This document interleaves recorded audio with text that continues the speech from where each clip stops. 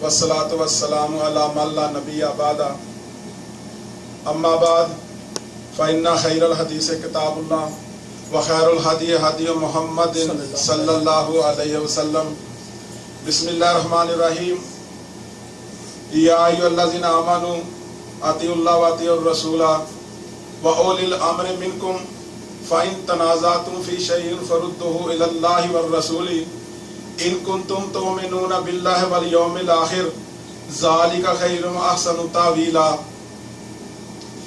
تمام قسم کی حمد و ثنا اللہ وحدہ لا شریک کے واسطے جو اس کائنات کا مالک ہے، خالق ہے، رازق ہے. مختصر اللہ کی حمد و ثنا کے بعد لا تعداد درود و سلام امام الانبیاء اشرف الانبیاء رحمت للعالمین سید المرسلین جناب محمد صلی اللہ علیہ وسلم کے واسطے.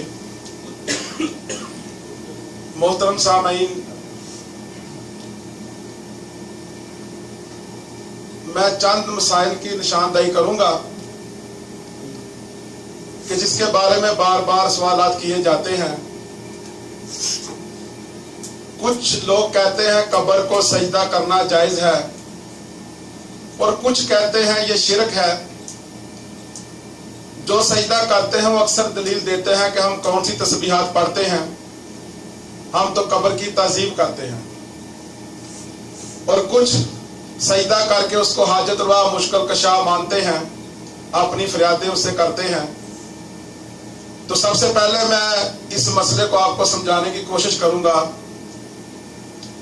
کہ جب آدمی کے جسم سے روح کو کھینچ لیا جاتا ہے، اس کا جسم بے جان ہو جاتا ہے. اب جس کے جسم سے روح کو کھینچ لیا گیا ہے وہ بے جان ہو گیا. اب وہ کپڑے اتارنے میں میرا اور تیرا محتاج ہے. وہ خود تو کپڑے اتار نہیں سکتا اور خود غسل بھی نہیں کر سکتا اور خود اٹھ کر تخت کے اوپر لیٹ بھی نہیں سکتا. وہ اب میرا اور تیرا محتاج ہے. تو جب ہم میت کو غسل اتار کر کپڑے اتار کر غسل دیتے ہیں اور پھر قبرستان لے کے جاتے ہیں، اس کی نماز جنازہ ادا کرتے ہیں اور نماز جنازہ کھڑے کھڑے پڑھتے ہیں اور کھڑے کھڑے سلام پھیر دیتے ہیں. اس کے اندر کوئی اختلاف نہیں ہے، نہ کوئی بریلوی اختلاف کر سکتا ہے، نہ دیوبندی، نہ اہل حدیث، کہ نماز جنازہ کے اندر نہ رکوع ہے نہ سجدہ ہے. کھڑے کھڑے نماز جنازہ پڑھنی ہے اور کھڑے کھڑے سلام پھیر دینی ہے. تو یہ بھی تو ایک نماز جنازہ ہے. آواز آتی ہے کہ یہ بھی تو ایک نماز جنازہ ہے. ہم فجر کی نماز ادا کرتے ہیں، رکوع اور سجدہ کرتے ہیں. اس لیے جب ظہر کی نماز ادا کرتے ہیں، رکوع اور سجدہ کرتے ہیں. اسی طرح عصر، مغرب اور شام کی نمازیں پڑھتے ہیں جس کے اندر ہم رکوع اور سجدہ کرتے ہیں. تو اللہ یہ بھی تو ایک نماز ہے، لیکن وہ نماز اللہ کے لیے ہے. فجر کی نماز پڑھتے ہیں وہ بھی اللہ کے لیے، ظہر، عصر، مغرب، عشاء کی نمازیں پڑھتے ہیں وہ بھی اللہ کے لیے. وہ نماز بھی اللہ کی ہے اور دعا بھی اللہ سے ہو رہی ہے. لیکن یہ نماز جنازہ ہے دعا تو اللہ سے ہو رہی ہے لیکن سامنے غیر اللہ پڑا ہوا ہے، تو اللہ نے ایک ضابطہ بنا دیا، ایک قانون بنا دیا کہ جب میت سامنے ہو، اگر جنازہ صحابی کا ہو، جنازہ ابو بکر صدیق کا کیوں نہ ہو، جنازہ عمر ابن خطاب کا کیوں نہ ہو، جنازہ عثمان بن عفان کا کیوں نہ ہو، جنازہ علی بن ابی طالب کا کیوں نہ ہو، جنازہ صحابی کا کیوں نہ ہو، جنازہ تابعی کا کیوں نہ ہو، جنازہ تبع تابعی کا کیوں نہ ہو، جنازہ امام ابو حنیفہ کا کیوں نہ ہو، جنازہ امام مالک کا کیوں نہ ہو، جنازہ امام شافعی کا کیوں نہ ہو، جنازہ احمد بن حنبل کا کیوں نہ ہو، جنازہ علی بن عثمان حجویری کا کیوں نہ ہو، جنازہ پیران پیر عبد القادر جیلانی کا کیوں نہ ہو۔ اللہ نے یہ ضابطہ بنا دیا، ایک قانون بنا دیا کہ سامنے جب میت ہو، رکوع اور سجدہ تو کہا کیا بات کرتے ہو، اس کے اندر جھکنا بھی نہیں۔ تو مسلمان کی مت ماری گئی، جب سامنے میت پڑی ہوئی تھی اللہ نے تجھے جھکنے نہ دیا، جب اس میت کو تو نے اپنے ہاتھوں سے 2 گز زمین کے اندر رکھ کر اس کے اوپر منومن مٹی ڈال دی، اب اس کو سجدے کرتا ہے، تیری مرضی ہے۔ جب اللہ کی مرضی تھی اللہ نے تجھے جھکنے تک نہیں دیا، اللہ نے ضابطہ بنا دیا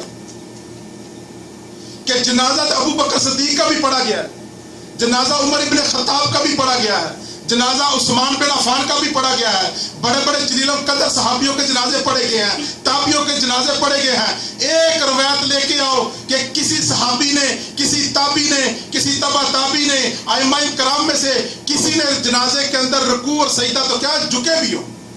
یہ اللہ کا فیصلہ تھا، اللہ نے قانون بنا دیا ہے کہ جب میت سامنے تھی وہ غیر اللہ تھا، وہ اللہ نہیں تھا، اللہ نے جھکنے تک نہ دیا۔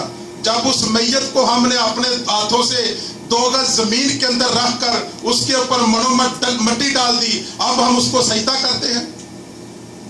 ایک بات یاد رکھو، میں ہمیشہ بات کھل کے کرتا ہوں، دیوبندی قبر کو سجدہ نہیں کرے گا، اہل حدیث سجدہ نہیں کرے گا، اور جب سجدہ رکوع کرے گا تو وہ مسلک بریلویت والے کریں گے۔ یہ آن دی ریکارڈ بات موجود ہے، بھائیوں کو غصہ نہ لگے، بات کھل کے کرتے ہوں، لیکن ایک بات یاد رکھو، تیرے گھر کا حوالہ دینے لگا ہوں، اگر یا تم سچے ہو یا تیرا امام احمد رضا خان بریلوی سچا ہے، وہ فتاوی رضویہ کے اندر جلد نمبر 22 صفحہ 423 کے اوپر لکھتا ہے کہ اگر آدمی قبر کی تعظیم کے لیے سجدہ کرتا ہے وہ تو حرام ہے، اگر آدمی اس عبادت کی نیت سے قبر کو سجدہ کرتا ہے تو وہ کفر ہے۔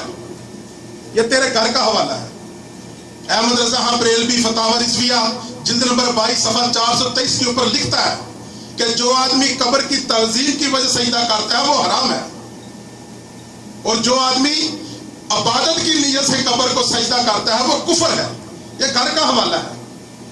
تو دوستو، جس میت کو ہم نے اپنے ہاتھوں سے قبر کے اندر رکھ کر منومن مٹی ڈال دی، وہ تیرا حاجت روار مشکل کشا کیسے بن گیا؟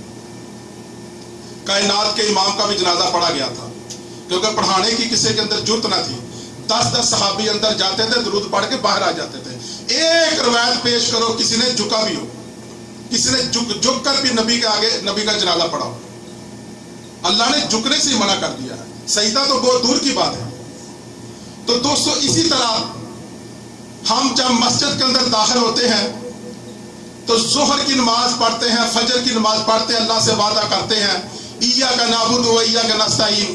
اور مسلمان ذرا غور کر اس بات کے اوپر کہ جب فجر کی نماز ادا کرتے ہیں تو ہم پڑھتے ہیں ایاک نعبد و ایاک نستعین، جب ظہر کی نماز ادا کرتے ہیں ہم پڑھتے ہیں ایاک نعبد و ایاک نستعین، جب عصر کی نماز پڑھتے ہیں پھر پڑھتے ہیں ایاک نعبد و ایاک نستعین، اور جب مغرب کی نماز پڑھتے ہیں پھر اس میں بھی پڑھتے ہیں ایاک نعبد و ایاک نستعین، عشاء کی نماز پڑھتے ہیں اس کے اندر بھی یہی پڑھتے ہیں ایاک نعبد و ایاک نستعین۔ ہم اللہ سے وعدہ کرتے ہیں، مسجد کے اندر کھڑے ہو کر وعدہ کرتے ہیں، اللہ ہم تیری ہی عبادت کرتے ہیں، تجھ سے ہی مدد چاہتے ہیں، اور مسلمان تو 2 رنگی کو چھوڑ دے، ایک رنگ اختیار کر لے۔ جب تم مسجد کے اندر تھا تو نے اللہ سے وعدہ کیا ایاک نعبد و ایاک نستعین، جب مسجد سے باہر آ گیا تو نعرہ لگا دیا المدد غوث الاعظم۔ سوچنے والی بات ہے کہ جب مسجد کے اندر تھا تو اللہ سے وعدہ کر رہا ہے۔ کیوں؟ سورۃ فاتحہ پڑھی جاتی ہے، ہم کہتے ہیں جب امام کے پیچھے ہو تو سورۃ فاتحہ پڑھو، جب میت ہمارے سامنے ہوتی ہے ہم پھر بھی سورۃ فاتحہ پڑھتے ہیں، ہم کسی حالت میں سورۃ فاتحہ کو چھوڑتے نہیں۔